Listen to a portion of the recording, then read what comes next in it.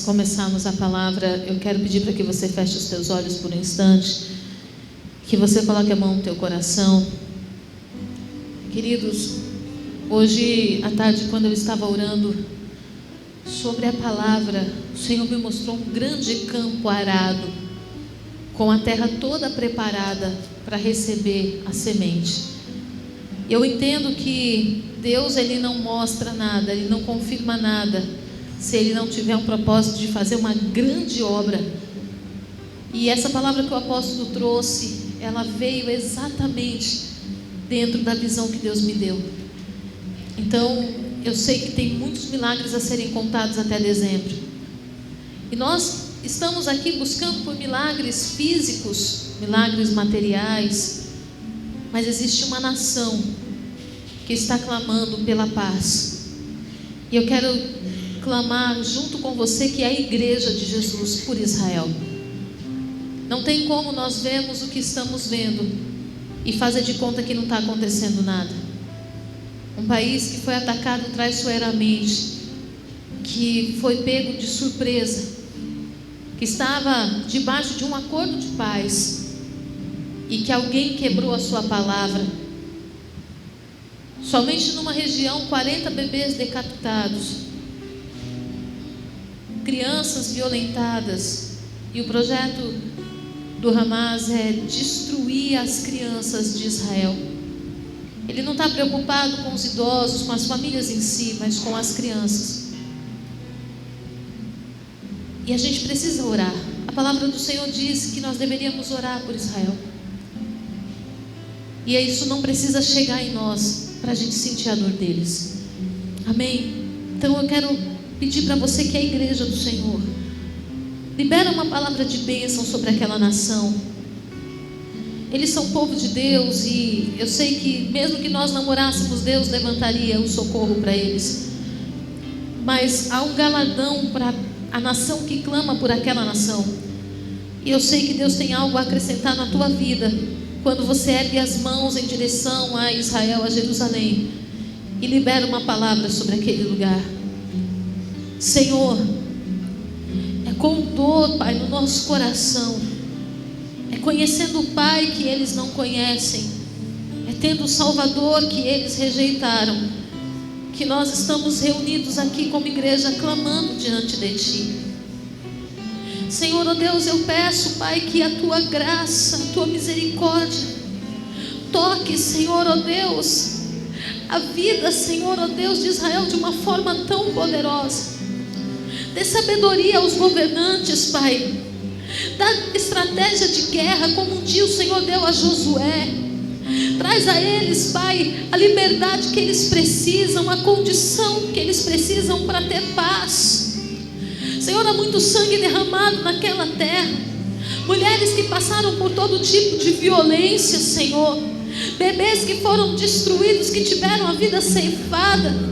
E feliz a criança que levou um tiro, Senhor, porque muitas passaram por atrocidades que não dá nem para se falar.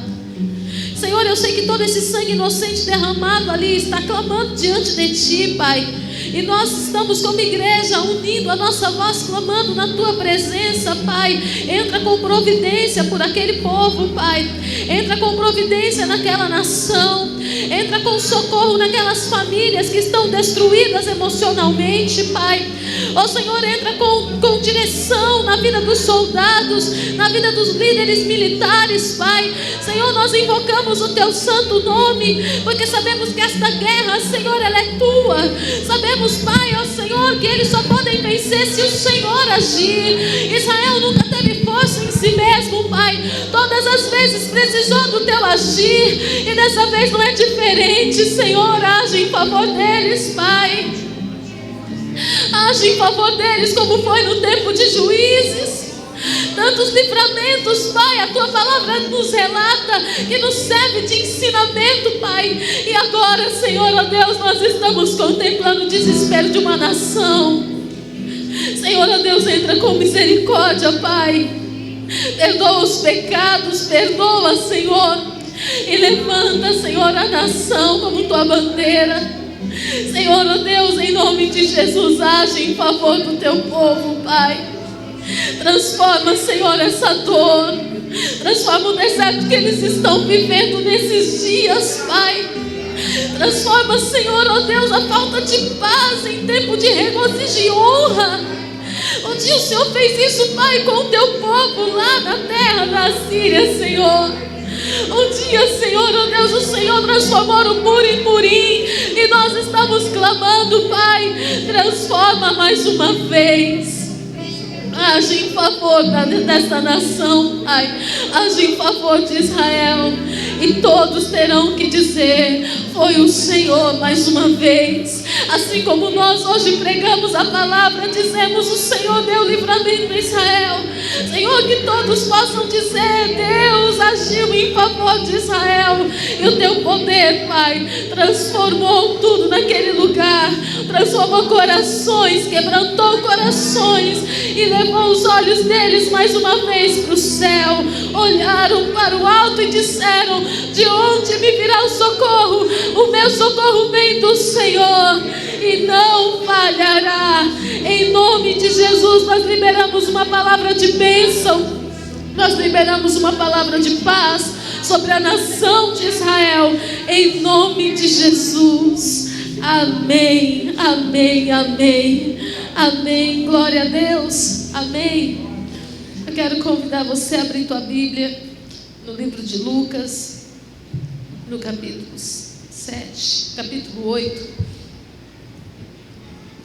Lucas, no capítulo 8. Quando você estiver orando, querido, ore por Israel. Precisamos orar.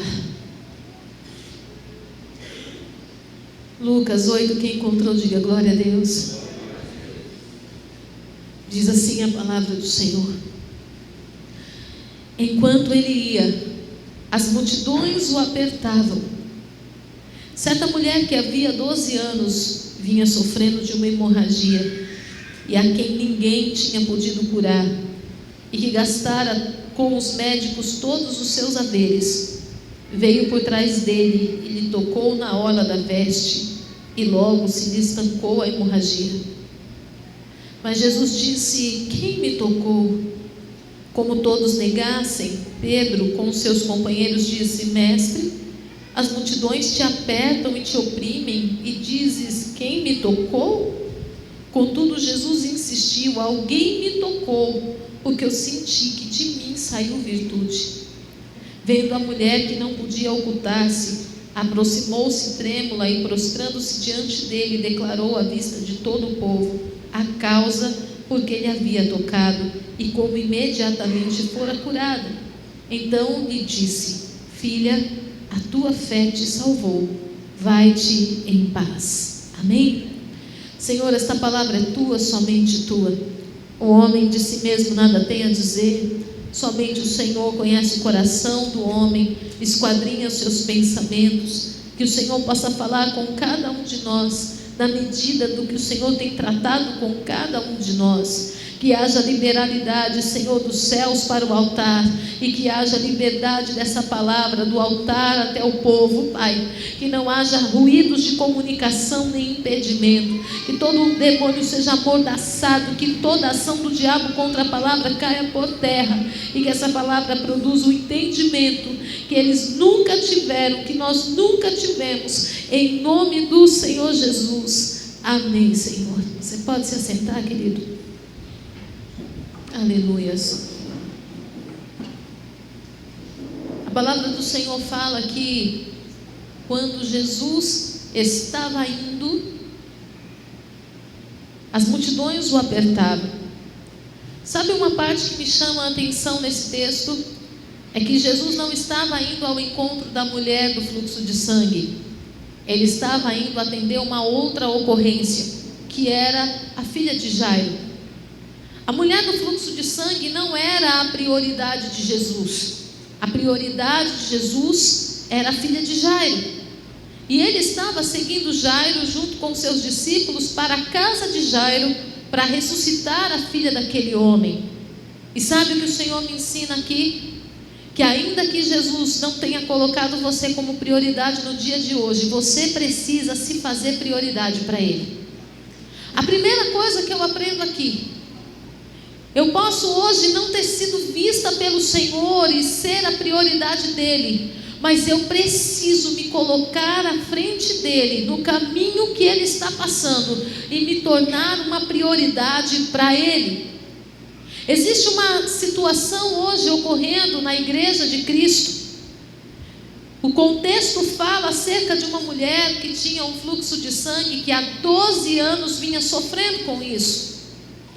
Aqui está falando de uma mulher com um fluxo de sangue. Quem é mulher sabe, todo o processo hemorrágico, todo o processo menstrual é terrível. Junto aos hormônios, que é pior do que demônio. É pior do que demônio. Quem é casado com uma mulher que sofre de TPM sabe. Ele não sabe se a mulher está endemoniada ou se está em processo hormonal. É uma coisa de louco. Junta as dores físicas com as dores emocionais que um processo menstrual causa. Imagina o desconforto de 12 anos de menstruação. Dentro do contexto histórico, nós compreendemos que esse fluxo menstrual, esse fluxo hemorrágico na vida dessa mulher, impedia que ela tivesse uma vida social. Ou seja, tinha tirado essa mulher do propósito central da vida dela. Tinha proibido essa mulher de viver os sonhos e os propósitos designados para a vida dela. Então, trazendo isso para a nossa vida, talvez você diga assim: eu não estou num processo hemorrágico. Será? Se eu te perguntar aqui aonde estão os teus sonhos, você sabe me dizer onde cada um está colocado e quanto tempo você tem pela frente planejado para viver cada um deles?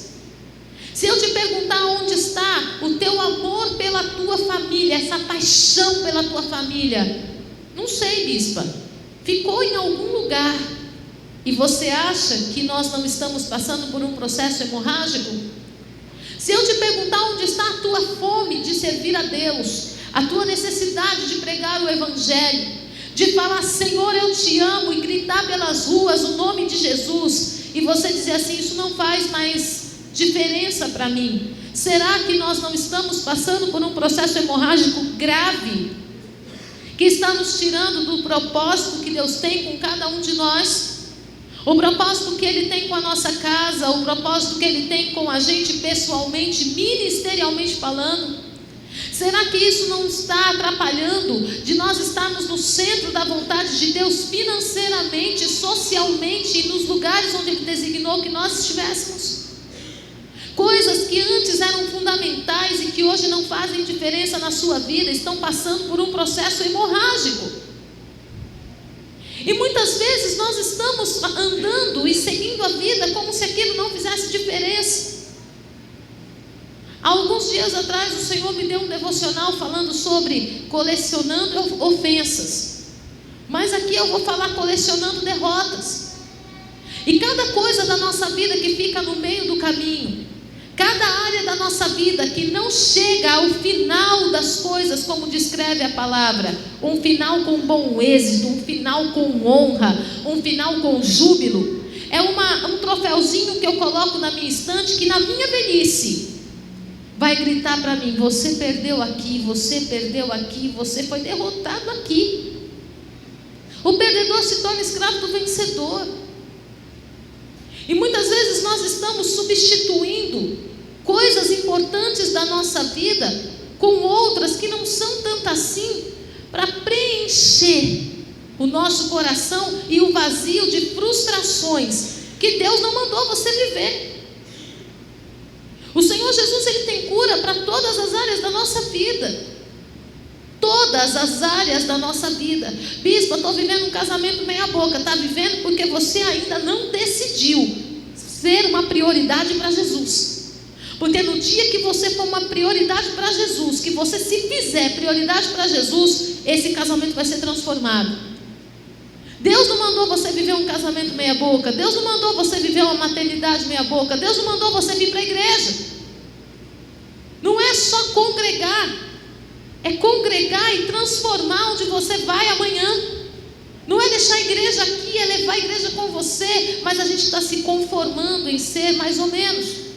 Já que eu não posso aqui, eu vou substituir com aquilo ali. Já que o casamento está ruim, eu vou arrumar um emprego. Já que eu estou com uma dívida muito grande, eu vou, como o apóstolo acabou de dizer, pegar um dinheiro com a agiota, para ter a noite acordado pensando como é que eu vou pagar. Ocupar a mente. Já que o ministério não vai bem, eu vou dar uma viajada, eu vou visitar os parentes, eu vou fazer um roteiro agora turístico, porque o meu ministério não está bem mesmo, eu vou fazer o que eu nunca fiz.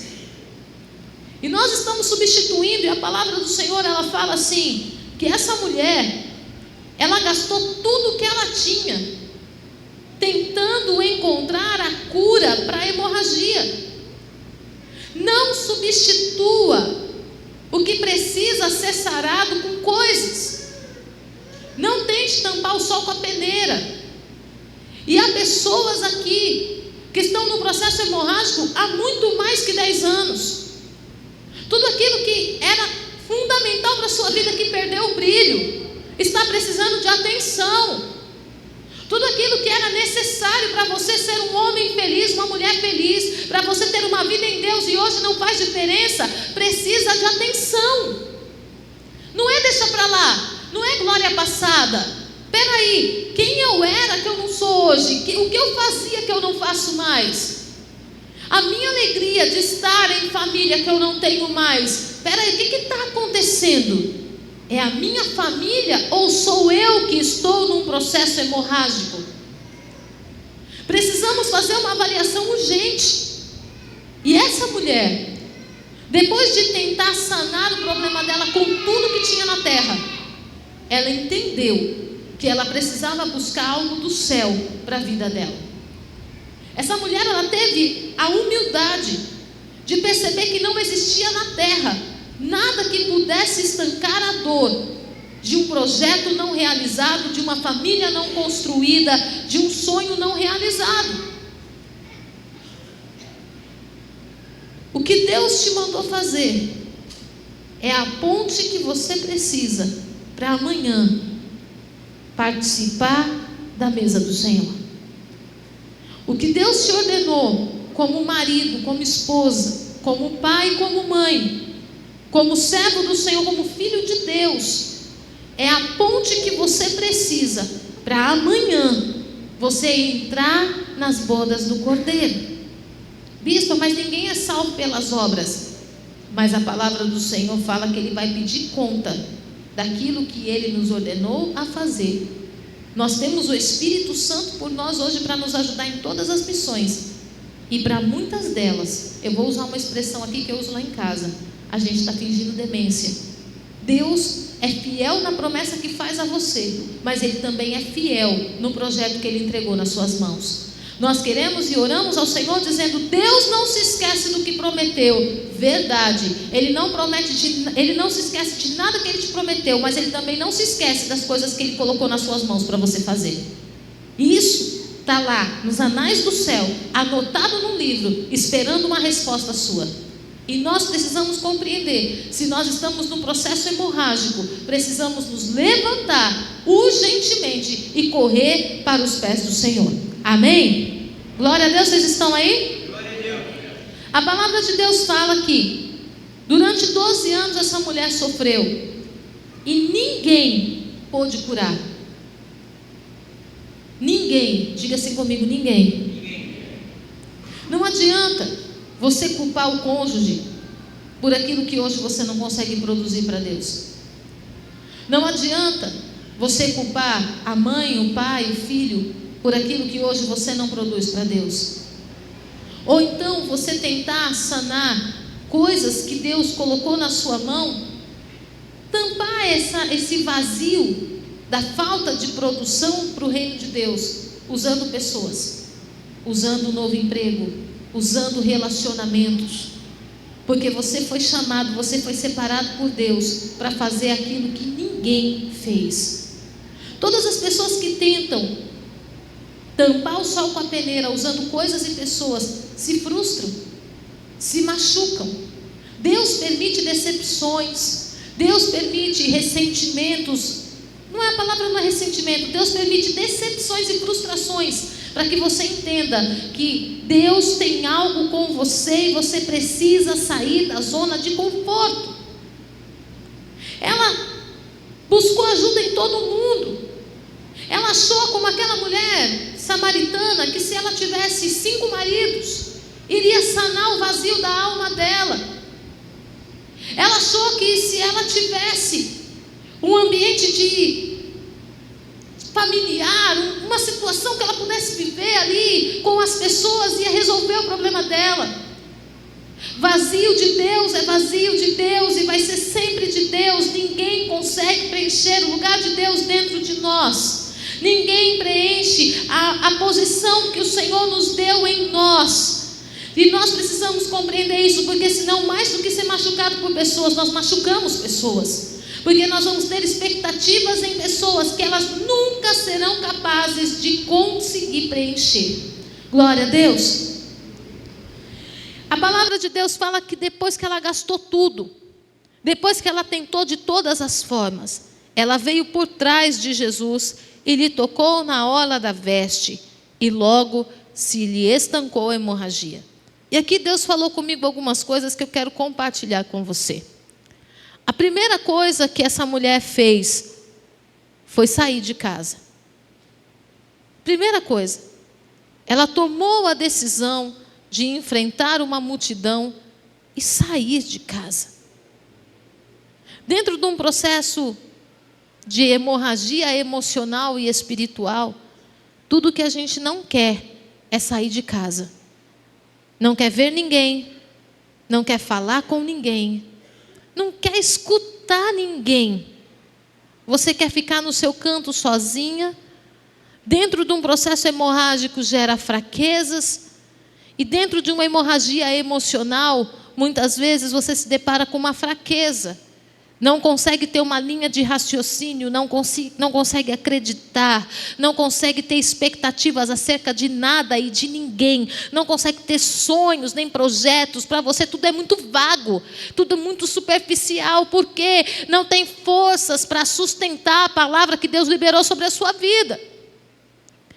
Essa mulher, ela toma a decisão de sair de casa, de enfrentar aquilo que era o seu maior medo, a multidão. A segunda coisa que o Senhor falou comigo sobre estar no meio da multidão é ser apertado pela multidão. E dentro do processo hemorrágico, ninguém quer ser apertado, porque ser apertado gera desconforto. E eu falei, Senhor, mas o que seria o ser apertado? Deus falou assim, ser corrigido, ser imprensado. Dentro do processo hemorrágico, você não quer ninguém que fale para você, toma um chazinho tal que vai sarar, toma isso, faz assim. Não, você não quer, você quer ficar quieto. E o Senhor começou a falar comigo sobre a igreja, que precisa sair da zona de conforto e ir para o meio da multidão para ser apertada. No meio da multidão, suas deformações aparecem. No meio da multidão, aquilo que você guarda debaixo de 7 chaves aparece. E você vai ter que se deparar com um irmãozinho corrigindo você. Você vai ter que se deparar com um pastor chamando sua atenção.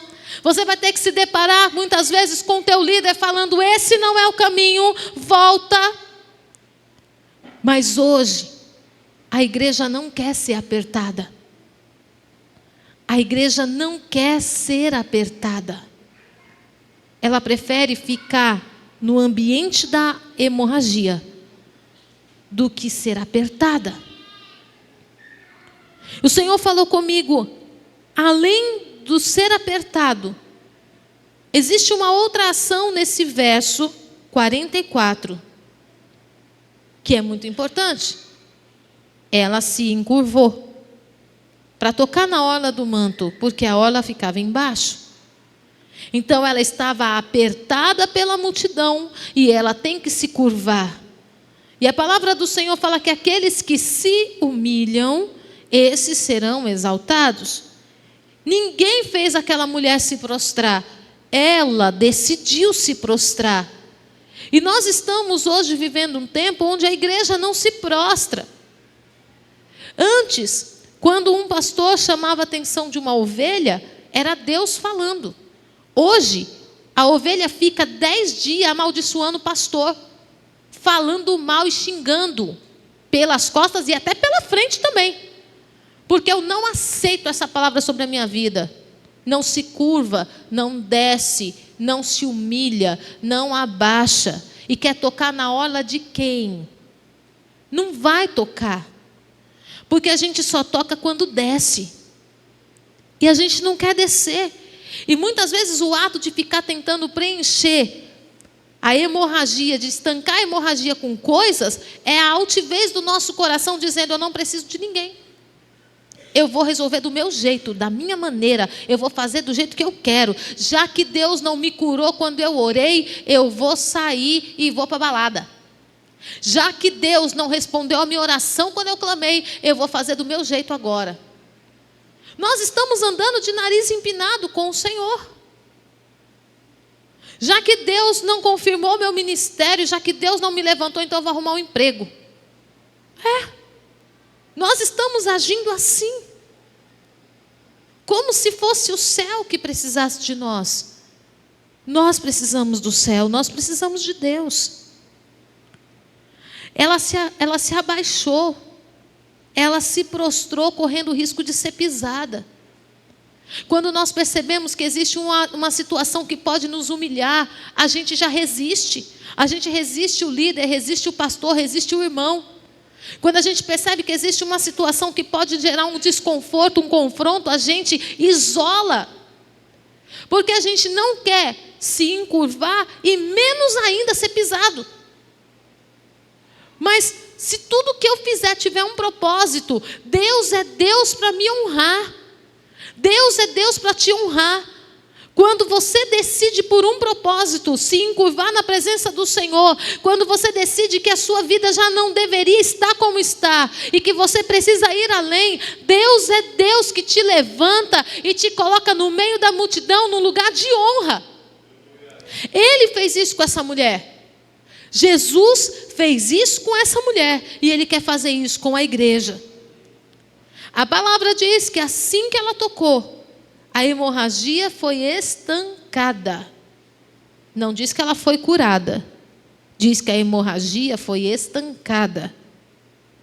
Mas existia um processo aqui para a cura ainda. Ela recebeu o primeiro sinal do milagre. Jesus disse: quem me tocou? Jesus precisava saber quem foi que tocou. Estava todo mundo tocando nele, apertando ele. E aqui eu não vou falar de uma mulher que tocou em Jesus de uma forma diferente. Eu vou falar aqui de um Jesus que queria tornar aquela mulher diferente de todos. Quero falar de um Jesus que não queria só curar, Ele queria derramar salvação na vida dela. Eu quero falar de um Jesus que olhou para a atitude daquela mulher de uma forma diferente e falou: ei, aqui tem alguém que não está buscando sua cura. Tem alguém que entendeu que precisa de algo mais e eu quero derramar. Quem me tocou? E Pedro diz: Senhor, as multidões te apertam e te oprimem. E o Senhor diz: quem me tocou? Jesus insistiu: alguém me tocou, porque eu senti que de mim saiu virtude. Mas eu quero voltar no começo da pregação. Essa mulher não era a prioridade de Jesus.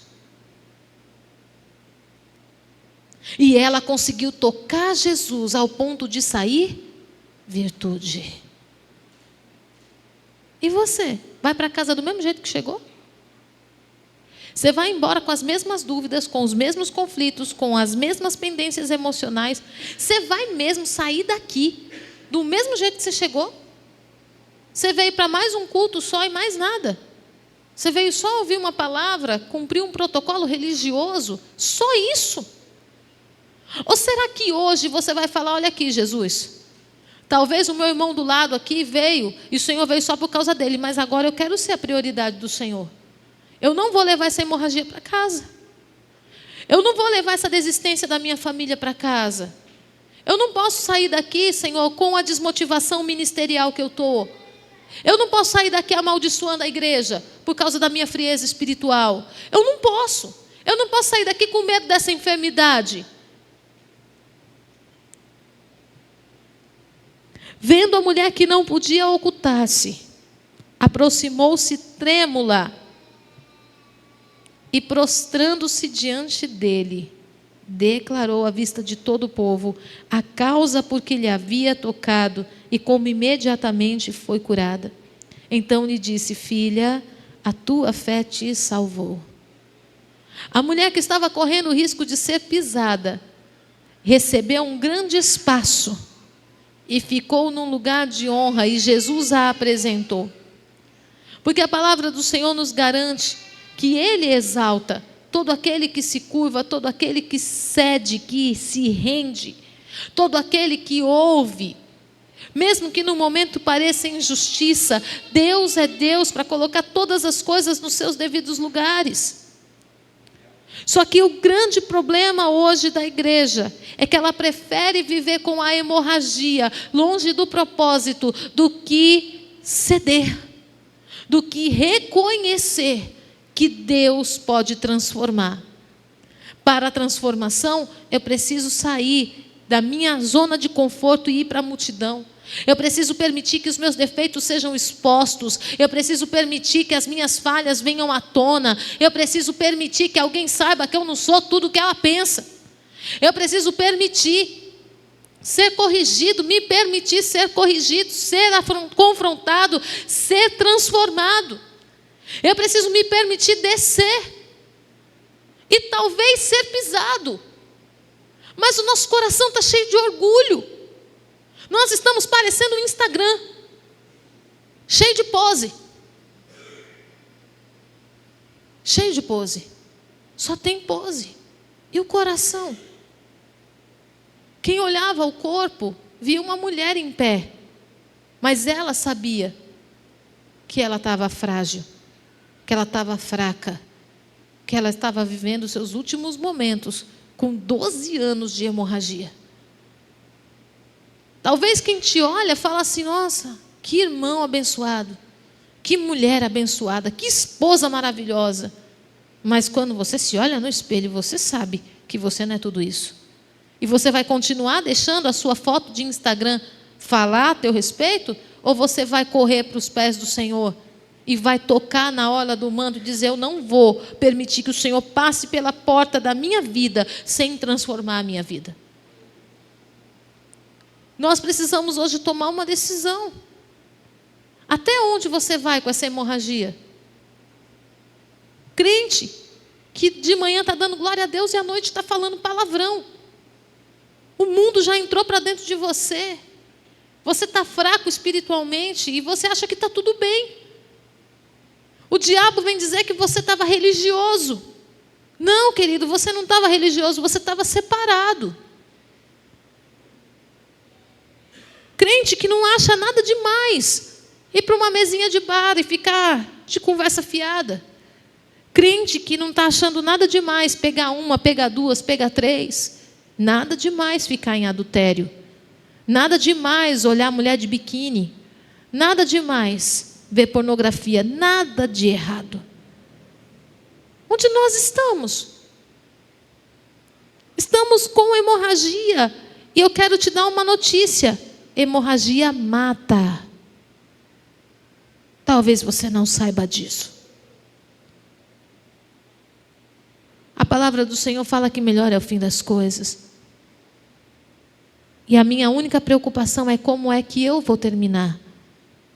E o meu término tem que ser melhor do que o começo. E você? Está fraco? Vim para a igreja virou um parto. Cumpriu uma escala, virou um desafio que vem murmurando. Ser convocado para qualquer coisa virou uma luta. Qualquer evento da igreja virou um peso. Ai, misericórdia, bispa, de novo. Vou te contar, hein? Novembro promete. Promete, dia 5 encontradas, não, dia 4 conectados, dia 5 encontradas, dia 11 feira gastronômica, dia 12 Santa Ceia. Tem alguém animado aqui para isso tudo? Tudo fingindo. Que eu quero ver na escala quem que se compromete. Ah, e no sábado da feira vai ter bazar o dia inteiro. Diaconisa Márcia, cadê você? Está ali atrás? É? Aí, chegou. Tem um monte de irmão animado para o bazar do dia 11. Viu? Uma coisa é o que a gente fala, outra são as nossas ações. A gente fala aleluia, mas o coração recebe, ai. Tanto que não vem, não aparece. O evento das crianças foi um evento lindo. Bendito seja o nome do Senhor por todos que trabalharam, todos que contribuíram. O Ministério Infantil deu sangue para acontecer essa festa das crianças, batalha espiritual, foi uma guerra terrível, crianças doentes, crianças endemoniadas, pais endemoniados. Meu Deus, bispo, até isso. Nós passamos por todo tipo de guerra e essas meninas assim lutando com as forças que nem tinham. Bispo, e o restante da igreja? Participou, contribuiu. Se nós fôssemos contar aqui, vamos dizer que o pessoal do DI entregou o bacon e o restante entregou o ovo. Mas ofertaram. E não estou desmerecendo a oferta de ninguém. Eu só quero dizer que nós poderíamos ter dado mais. Bispa, como assim? Não foi lindo? Foi. Mas era para ter sido além. Se você tivesse se preocupado, pelo menos de convidar seu vizinho e trazer o seu vizinho. Talvez não era muito o que você tinha que fazer. Era só trazer o seu vizinho. Entende? Nós estamos com um processo hemorrágico grave. E a hemorragia mata. Agora, não mata só você. Pode matar a igreja. E como que nós vamos explicar isso diante de Deus, se Ele já enviou Jesus com tudo que nós precisamos para sermos curados? Como que nós vamos explicar isso para Deus, se Ele enviou o Espírito Santo para nos ajudar nos momentos das nossas fraquezas? Nós não temos como explicar isso, nós somos indesculpáveis. Vamos lá em Hebreus? Eu quero ler um texto com você em Hebreus. Esse texto já me chocou muito. É um texto muito forte. Hebreus no capítulo 6, no verso 4.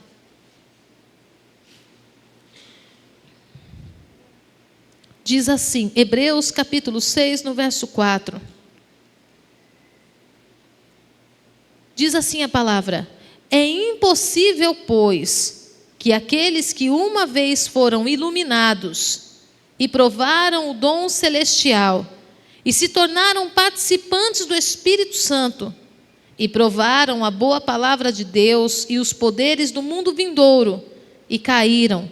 Sim, é impossível outra vez renová-los para arrependimento, visto que de novo estão crucificando para si mesmos os filhos de Deus, o Filho de Deus, expondo a ignomínia ou a vergonha. Bispa, que caíram é esse? Aquele que caiu em pecado? Não, aquele que caiu na apostasia. Aquele que caiu na apostasia. Quando vir para a igreja é difícil? Quando eu não oro, porque eu não tenho o que entregar. Quando vir para a igreja se tornou um fardo, cumprir uma missão se torna um fardo, quando eu não busco o Espírito Santo. Porque quando eu busco, sempre vai ter um propósito maior do que minha própria vida vir para cá. E a palavra do Senhor diz que é impossível que esses sejam renovados. Então, de tudo que nós podemos e precisamos guardar, nós precisamos guardar o nosso coração da apostasia. Guardar o nosso coração do esfriamento. Eu sei que nós estamos na época dos TDAHs e dos autistas. Existe uma série de comportamentos sendo diagnosticados como TDAH, inclusive o hiperfoco. A pessoa está na igreja, ela vive para a igreja em função da igreja. Daqui a pouco ela decide que ela vai mudar de emprego. Ela não quer mais saber da igreja, ela só quer mudar de emprego.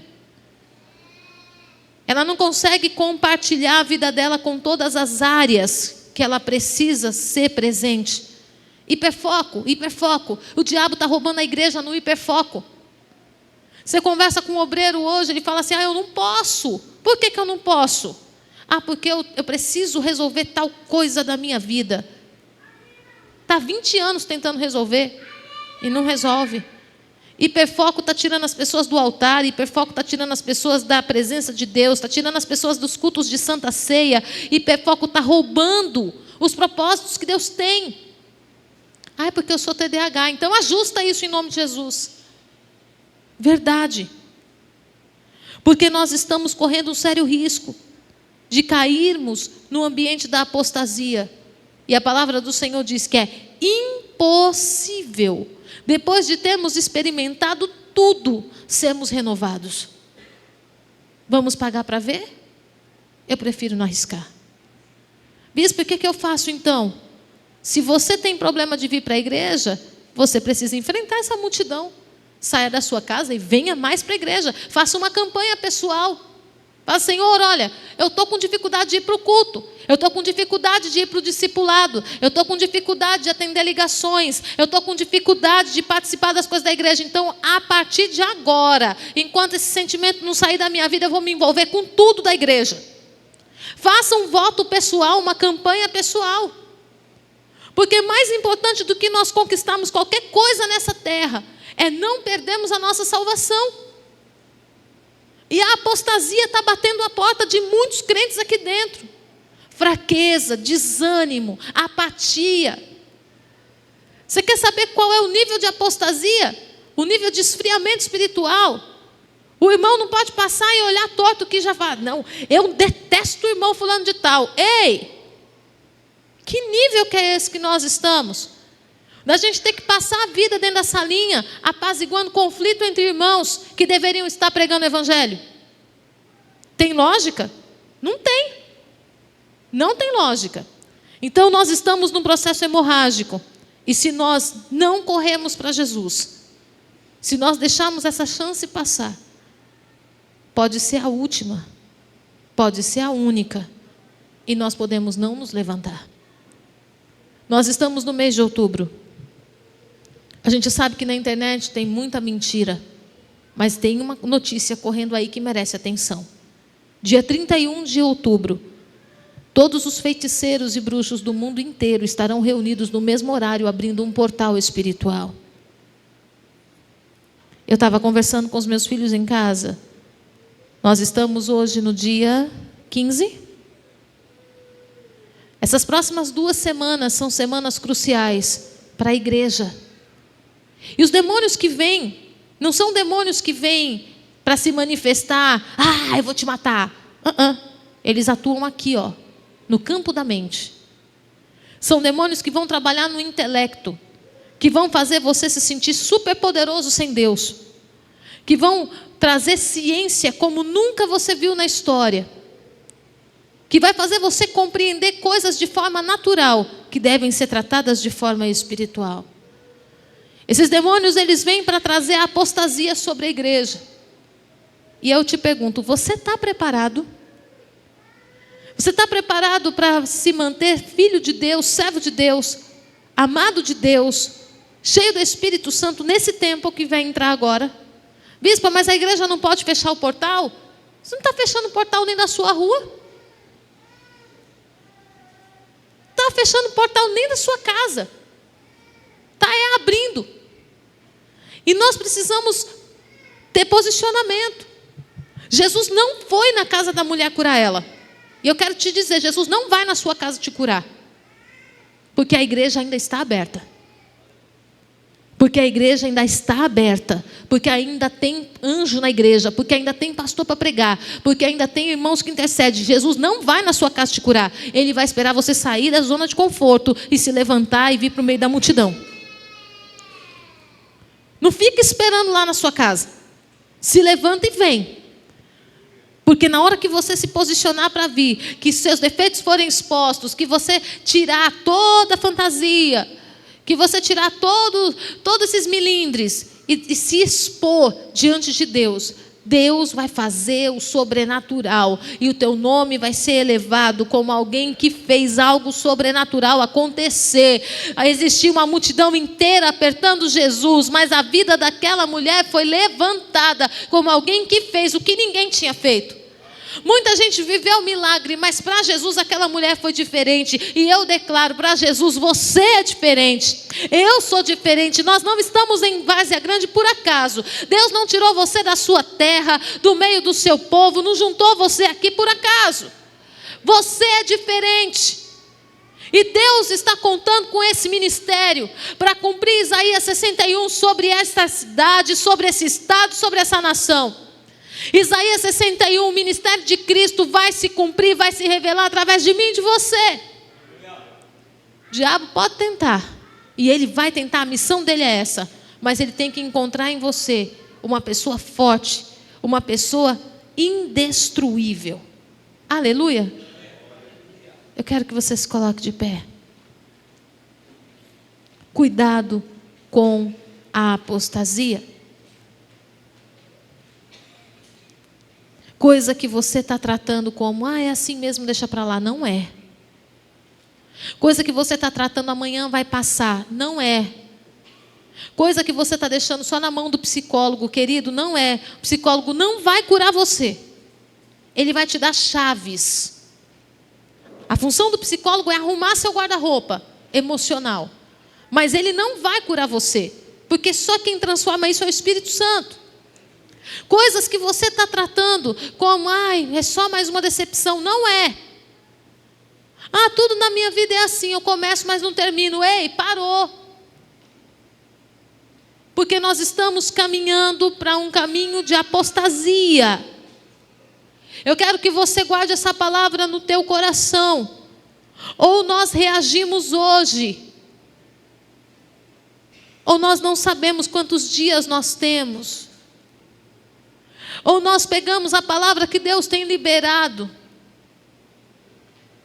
e saímos do centro do mundo. Eu não vou para a igreja porque o fulano não gosta de mim. Eu não vou me envolver com o irmão porque o irmão me olhou assim.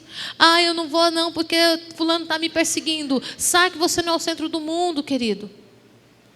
Você está no centro do amor de Deus. Mas a gente precisa parar de ser o centro do mundo.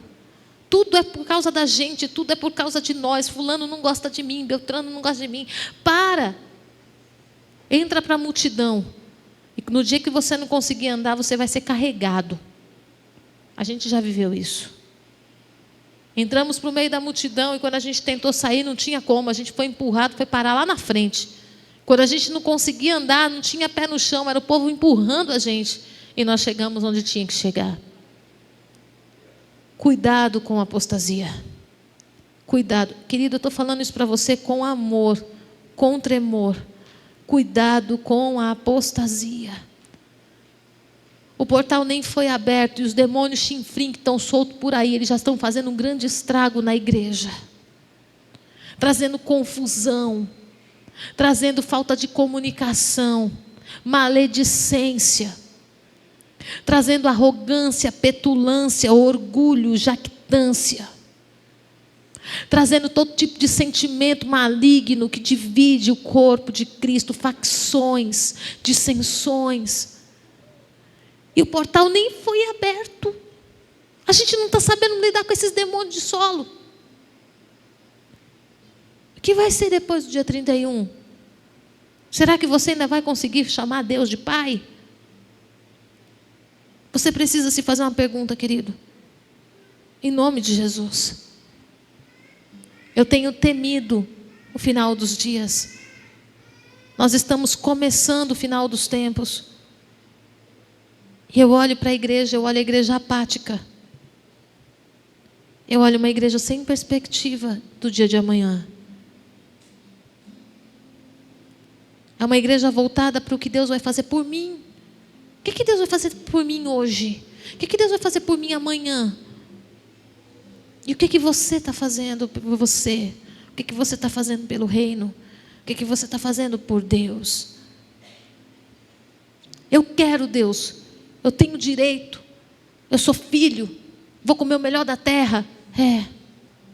Eu não tenho coragem de fazer essa oração. Porque eu sempre acredito que tudo que eu fiz para Deus é nada. E que nada do que eu tenho é merecimento. Todos os dias eu durmo com o meu coração apertado, falando para Deus: eu falhei hoje. Eu falhei com alguém, eu faltei com alguém, eu não atendi alguém. Eu não consegui chegar em tal lugar, eu não consegui atender tal pessoa, eu não consegui suprir. E como que eu vou dormir cobrando de Deus qualquer coisa para o dia de amanhã? Eu não consigo. Admiro quem consegue. Eu quero convidar você a orar.